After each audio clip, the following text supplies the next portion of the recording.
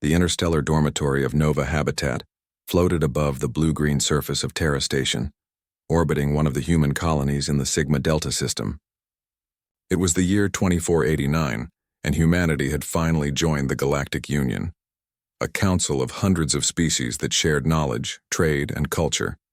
For the first time in history, humans lived side by side with alien beings not as strangers, but as neighbors. Ethan Cole, a 22-year-old engineering student from Earth, had been selected for an interspecies exchange program.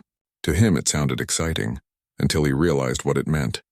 He would be sharing a small dorm room with someone not even from the same planet or the same biology. He'd imagined something insect-like, maybe even a blob with too many eyes. He wasn't sure, but nothing prepared him for her. His roommate's name was Ilara. She was from the planet Elindra, a world known for its crystal seas and bioluminescent forests. Her people, the Elindrians, were humanoid but adapted to an atmosphere rich in light minerals and plasma energy. They shimmered faintly in low light, their skin refracting color like glass touched by moonlight. When Ethan first met her, she'd smiled politely, her voice calm and melodic. "I hope the oxygen levels are suitable for you," she had said. Her English was perfect, better than his. He nodded awkwardly. "Yeah, totally fine." Nice to meet you, Lara." That had been 3 days ago. Since then, they'd settled into an uneasy routine, studying, cooking, and sharing the cramped space of a single dorm pod. She was polite but distant, careful not to reveal much about herself. She always wore a silver containment suit that covered her entire body, its surface flickering softly like flowing water. Ethan assumed it was for environmental reasons, different species, different air needs. Still, curiosity tugged at him. The engineering student in him wanted to know how the suit worked, how she breathed, how she lived. He tried not to stare, but it was hard not to. Every time the light dimmed, the faint glow of her suit would pulse like a heartbeat. One evening, Ethan came back early from class. The door to their dorm was slightly open, strange since Ilara was always careful to seal it. The room was quiet except for the soft hum of the air recyclers. "Hey, Lara?" he called. No answer. He stepped in cautiously. Her suit lay folded neatly on the bed, faintly glowing even when empty. The air shimmered slightly, like warm mist rising from water. He heard the sound of running fluid from the small bathroom cubicle behind the divider. Ethan froze. Oh no. Was she? He turned instinctively to leave, but curiosity, that human flaw, made him pause. He wasn't trying to spy. He just wanted to make sure she was okay. The Elindrian body chemistry was delicate. What if something had gone wrong? He peeked through the thin reflection of the partition's surface. What he saw didn't fit any category his mind could process.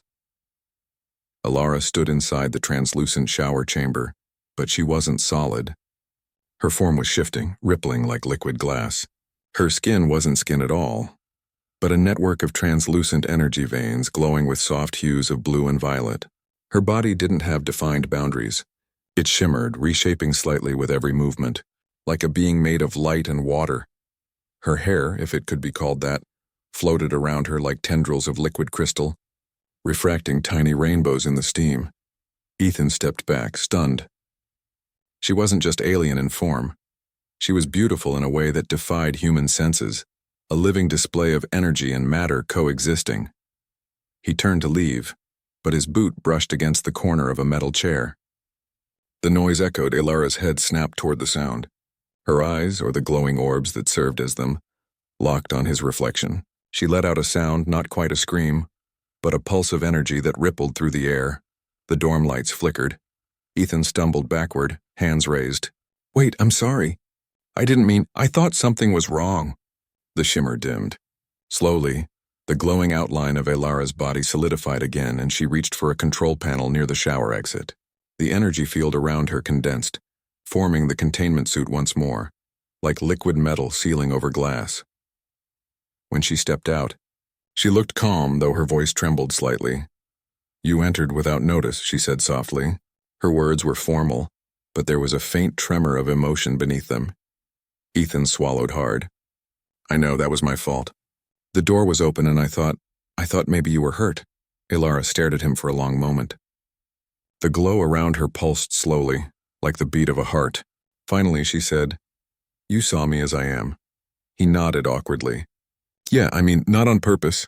I just didn't expect that my form is different, she finished, tilting her head slightly. Not different, just incredible, he admitted. For a long moment, silence filled the room. Then, to his surprise, she laughed, a quiet shimmering sound like wind chimes in a gentle breeze. You humans, she said. You fear what you don't know, yet you still look closer. Ethan smiled weakly. It's kind of what we do. She studied him, her expression softening. Among my kind, our natural form is rarely shown to outsiders. It is considered private, vulnerable. I'm really sorry, Ethan said again. I won't tell anyone. I know you won't, she replied. Your emotional wavelength shifted. Fear, guilt, curiosity. None of them carried deceit. He blinked. You can read that? Alara nodded. Our kind perceives emotion as energy patterns. You humans are very loud in that sense. Ethan couldn't help but chuckle. Yeah, that sounds about right. That night, as he lay in his bunk, he couldn't sleep. The image of her real form, shimmering, ethereal, alive, wouldn't leave his mind. He hadn't seen something frightening. He'd seen something extraordinary. Something that reminded him how vast and strange the universe truly was. Alara, on the other hand, sat by the window, gazing at the stars. For the first time, she felt something unusual, trust toward a human. He had seen her true nature, and instead of reacting with fear or disgust, he had shown only wonder. Maybe, she thought, that was humanity's true power. Not strength or technology, but curiosity without hatred. She turned slightly toward Ethan's sleeping form. Her voice was barely a whisper. Perhaps, human, you are not what I expected either. Outside the window, Terra Station glowed softly against the infinite dark, a fragile symbol of unity among countless worlds, and somewhere deep inside that small dorm, a strange new friendship between light and flesh, between starborn and human, had quietly begun. The next morning, Ethan awoke to the quiet hum of the station. Light poured in through the small viewport of their dorm, reflecting off the polished metal surfaces. He sat up, rubbing his eyes, and remembered the events of the previous night. The image of Alara's true form still lingered in his mind. He felt no shame, only curiosity, and a strange sense of admiration. When he stepped into the common area to make breakfast, he found Alara already there. She moved with calm precision, tending to a small hydration unit that released vapor in rhythmic pulses. The shimmer of her containment suit reflected the sunlight, creating faint prisms across the room. She didn't look at him immediately, but he could sense her awareness, as though she had been observing him quietly. Good morning, Ethan said softly, careful not to startle her. Good morning, Ethan, she replied. Her voice was calm, melodic, almost musical. Did you sleep well? I think so, he said, glancing at the sleek silver suit she wore. I wanted to apologize again for yesterday. Alara tilted her head. Apology unnecessary. Your reaction was honest. Ethan smiled awkwardly. Thanks, I guess. He poured a small cup of protein infusion, a common human breakfast substitute, and hesitated. Do you ever take the suit off during the day? She considered him for a moment. It is uncomfortable for long periods outside of controlled environments. My physiology prefers containment unless needed for adaptation. However, she paused, and for the first time there was a hint of curiosity in her glowing eyes. Perhaps you would like to observe a controlled demonstration. Ethan blinked. You mean you'd show me? Yes, she said, but only if you are prepared to learn, not judge. Curiosity won over hesitation. I'm ready, he said. Later that afternoon, they moved to a small lab bay connected to the dorms. Alara activated the containment suit and it dissolved slowly, liquid-like, into the air, leaving her in her true form. The light in the room seemed to bend around her, casting subtle, shifting patterns on the walls. Ethan's jaw dropped. She was even more extraordinary than before, and yet there was a sense of grace, of intelligence in every ripple of her form. Why are you showing me this? He asked, stepping closer, careful not to touch. Because understanding requires experience, Alara said. Your species observes differences with curiosity. You also learn empathy when you encounter what is unfamiliar. These are human qualities I value. Ethan swallowed, feeling a warmth in his chest. I don't know what to say. I've never met anyone like you. You are not alone in that, she replied. Her voice softened. Humans are one of the few species willing to learn without fear. Many others react with hostility. That is why our kind rarely reveals itself. He nodded slowly, still observing her shimmering form. So your people always hide. Not hide, she corrected. Protect. Our bodies are sensitive. Energy fluctuations, unregulated observation, emotional shock, these things can harm us. Humans, however, are resilient. Emotionally resilient. That is why I trust you. Ethan felt a mix of pride and amazement. I won't let you down, he promised. Over the next week, the two of them developed an unusual routine. Elara showed him her world through augmented simulations, crystal forests, luminescent rivers, and skyborne cities floating on magnetic fields. Ethan shared his favorite Earth music, jokes, and human traditions, though Elara found some humor subtle and others bewildering. One evening, as the dorm pod floated silently above the station's artificial clouds, Ethan noticed Elara staring out the viewport. Her form shimmered faintly in soft hues of violet and blue. What are you thinking about?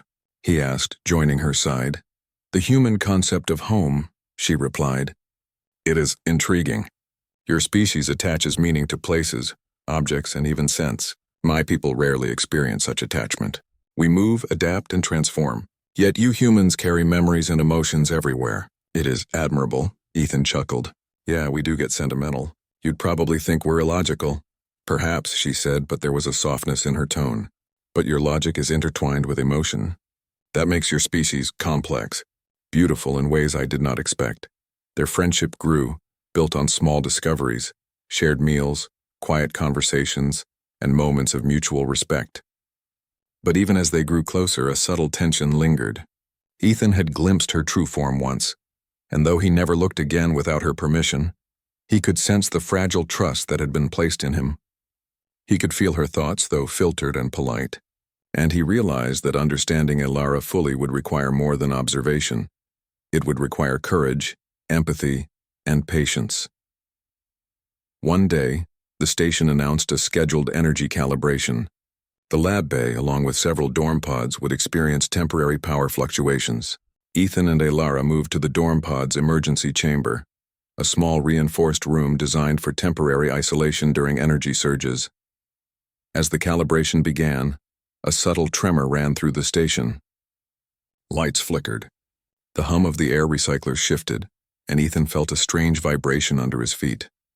Elara's form, even inside her containment suit, shimmered faintly. Energy fluctuations affect me more than you, she explained. My body relies on consistent electromagnetic fields. Too much interference can destabilize my molecular cohesion, Ethan frowned. Is that dangerous? Not immediately. But I must remain calm. Emotion intensifies instability. As the power surged and dimmed, a sudden jolt shook the chamber. Ethan grabbed the nearest railing, trying to steady himself. The containment suit's surface flickered, and Elara's form began to ripple, light leaking like water through cracks. Ethan, she warned, her voice tight. I'm right here, he shouted, though inside panic threatened. Instinctively, he reached out, placing his hands on the railing beside her. I've got you. Focus on me. Elara's glowing form stabilized slightly as her attention shifted to him. Slowly, the pulsing stabilized, and the emergency lights returned to normal. She exhaled, the energy around her calming. You helped me stabilize, she said, her tone soft but tinged with awe. Most humans would have panicked or stepped back. Your presence grounded me. Ethan felt a strange pride. That's what friends do, he said simply. She studied him for a moment, her eyes reflecting the emergency light. You are remarkable, Ethan. Perhaps I misjudged your species. Humans possess not only curiosity, but resilience. Emotional resilience, courage. He smiled, feeling warmth spread in his chest. Thanks, but you're pretty amazing yourself. Elara's form shimmered in agreement, the soft light reflecting on the walls. This shared experience, I will remember. Trust is strengthened not only by observation, but by action. After the calibration, they returned to the dorm pod. Elara activated her containment suit, wrapping it over her body like a second skin. Ethan watched silently, realizing that their friendship had changed. Mutual respect was no longer just intellectual. It was experiential. You've shown me your true form, Ethan said cautiously. And I've seen what happens when you're vulnerable. I hope that doesn't make things awkward. Alara shook her head. No, human. The universe is not built on awkwardness, but on understanding. You have seen me as I am, and I have seen you act with honesty and courage. That is sufficient. Ethan nodded, feeling a sense of satisfaction and belonging. He had always wanted adventure, but this was different. This was connection. Across species, across worlds, across forms of being. And for the first time, he felt that humanity's strength was not just in technology, not just in intelligence, but in empathy, curiosity, and the courage to respect life in all its forms. As night fell on the station, the stars outside their window glittered like scattered diamonds. Ethan and Alara sat side by side, quiet, comfortable, watching the universe move endlessly beyond the transparent walls of their dorm. For Ethan, the lesson was simple. Humans may be fragile, but they are capable of astonishing strength, the strength to understand, to care, to respect life in all its incredible variety. And for Alara, the lesson was equally profound. Perhaps the human species was not only resilient in body but remarkable in spirit. Their bond, fragile yet unbreakable, had grown stronger. The universe around them was vast and unknowable, but together, they had found a small corner of understanding. A reminder that even among infinite stars, connection and courage were the most powerful forces of all. The days after the energy calibration passed quietly at first. Ethan and Alara's routine settled into a rhythm of study, exploration, and careful observation of one another. But the calm was fragile. The station's central systems began showing strange anomalies, small power fluctuations, sensor misreads, and subtle gravitational shifts. At first, engineers dismissed them as minor glitches, but Alara, sensitive to energy patterns, sensed something far more serious. It is not a normal fluctuation, she said one evening, hovering near the viewport as Ethan tinkered with a console. Her glowing eyes reflected the stars outside. There is an unknown energy pattern originating from the station's core. It is building in intensity. Ethan frowned. Unknown? Could it be a system error? Impossible, Alara replied. My senses do not lie. This energy is alive, in a sense. It reacts to the station, adapting, growing. Ethan swallowed. So, it's dangerous? Potentially, she said. We must act quickly. They moved toward the central energy core, a massive chamber at the heart of the station. Humans rarely entered it without a team, but Ethan's curiosity and Alara's urgency pushed them forward. The corridor was dim, the lights flickering as the energy pulse intensified. Ethan felt the hum beneath his feet grow stronger, vibrating through every step. Alara's containment suit glowed softly, adjusting to the fluctuating electromagnetic field. Stay close, she warned. The energy responds to life forms. Alone, you would be overwhelmed. Ethan nodded, gripping the railing as the floor shivered beneath them. The core chamber came into view, a vast, cylindrical room with walls of pulsating metal and crystalline conduits. At its center floated a strange, shimmering anomaly, a swirling mass of energy that twisted like a storm trapped in a bottle. Ethan's jaw dropped. I've never seen anything like that. It is feeding off the station's systems, Alara explained. If left unchecked, it could destabilize the entire habitat. But how do we stop it? He asked, a tinge of panic rising. You must do what your species does best, she said. You must think, innovate, adapt. Ethan scanned the core's interface panels. Systems were overloading, circuits glowing red.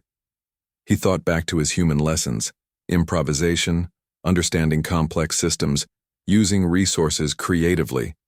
Slowly a plan formed.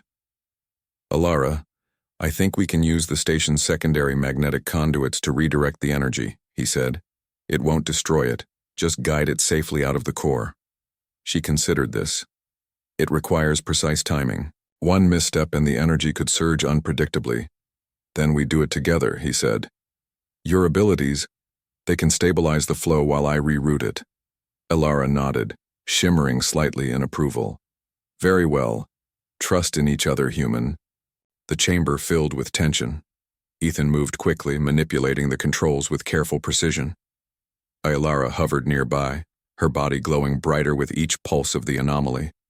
The swirling energy reacted to her presence, twisting and stretching as though aware of her. "Ready?" Ethan asked, his fingers flying across the panels. "Ready," Aylara replied. He activated the magnetic conduits. Energy arced across the chamber, sparks dancing along the walls. The anomaly thrashed, spinning faster, but Aylara extended her energy field outward, enveloping it in a stabilizing glow. Her form rippled like liquid crystal, absorbing excess energy and redirecting it along the conduits. Ethan felt a surge of pride. Humans were clever, adaptable under pressure. And here, working together with Aylara, they were proving that empathy and intelligence could achieve remarkable results. The anomaly twisted once more, then flowed smoothly along the conduits, its energy dispersing harmlessly into the station's power grid. The hum beneath their feet returned to normal. Light stabilized. The crisis was averted. Ethan exhaled, slumping against the railing. "We did it." Aylara's form shimmered with soft hues of blue and violet. "Indeed. Your species, humans, remarkable. You act with courage, creativity, and care. I am honored to witness it firsthand." He chuckled, wiping sweat from his brow. "I couldn't have done it without you." Her eyes softened, reflecting gratitude and perhaps a hint of something deeper. "And I without you. This partnership shows the strength of cooperation, even across species." In the aftermath, the station's leadership praised Ethan and Aylara for their quick thinking and bravery. Yet for them, the true reward was not recognition, it was understanding. They had faced the unknown together and succeeded, not with brute force or advanced technology alone, but through empathy, trust, and ingenuity. That evening, back in their dorm pod, they sat side by side, the stars outside glimmering like scattered diamonds. Ethan glanced at Aylara, curiosity and admiration intertwined. "You know, humans are loud, chaotic, and sometimes messy, but maybe that's our advantage. We notice things others don't. We adapt." Aylara shimmered softly. "Yes, and humans respect life in ways others do not. That is why you are capable of greatness. Even in the smallest acts, your species shows resilience and ingenuity." He smiled, feeling a warmth that had nothing to do with the station's recycled air. "I guess that's what they call the human spirit, huh?" "Perhaps," she said, a faint musical laughter in her tone. "It is impressive." Over the following weeks, Ethan and Aylara's bond deepened. She allowed him glimpses into her homeworld's history, culture, and philosophy, while he shared Earth's music, humor, and human ingenuity. They explored simulations together, ran experiments, and even designed a small energy device that improved the station's recycling efficiency. A joint project that blended human creativity and Elendrian energy perception. One day, as they floated side by side in zero gravity, Aylara's containment suit dissolved once more, and her true form glimmered. Ethan watched, not with fear or discomfort, but with a sense of wonder and respect. He had grown to understand that her form, though alien, was as natural as his own. "You trust me more than any other human, don't you?" he asked gently. "I do," she replied. "And you trust me as well. That mutual understanding is rare. It is the foundation of true partnership." Ethan nodded. "I think that's what makes humans human. We find connection even in the most impossible situations." Aylara's glow pulsed softly, almost like a heartbeat. "Then humanity has potential beyond what I imagined. Not only strength or technology, but compassion, ingenuity, and courage." Weeks turned into months. The anomaly in the station's core remained the only major threat, now fully stabilized thanks to their intervention. But the experiences of those weeks had transformed Ethan and Aylara. Their friendship became a model for interspecies cooperation, demonstrating how humans and alien life could understand and respect one another. For Ethan, the lesson was simple. Humans could achieve greatness not through force alone, but through empathy, curiosity, and courage. And for Alara, it was equally profound. Not all species approached life in the same way, but understanding and trust could bridge any divide. One quiet evening, Ethan looked out the viewport, gazing at the swirling colors of nebulae far beyond the station. Alara joined him, her shimmering form reflecting starlight. "You think we'll see more anomalies like the one in the core?" he asked. "Perhaps," she said. "But whatever comes, I have confidence in humans and in you. We will face it together." Ethan smiled, feeling the weight of the universe around them, but also the lightness of their bond. "Together," he agreed. And in that small dorm pod, floating in the endless blackness of space, a human and an alien shared something extraordinary. Not just survival, not just curiosity, but friendship, trust, and the unshakable strength of the human spirit. Stars outside might have been infinite, but for Ethan and Alara, the connection they had forged was just as vast. And in the vastness of space, that bond was more powerful than any technology, more enduring than any species' dominance. It was proof that humanity, with its ingenuity, empathy, and courage, could shine brightly anywhere, even among the stars.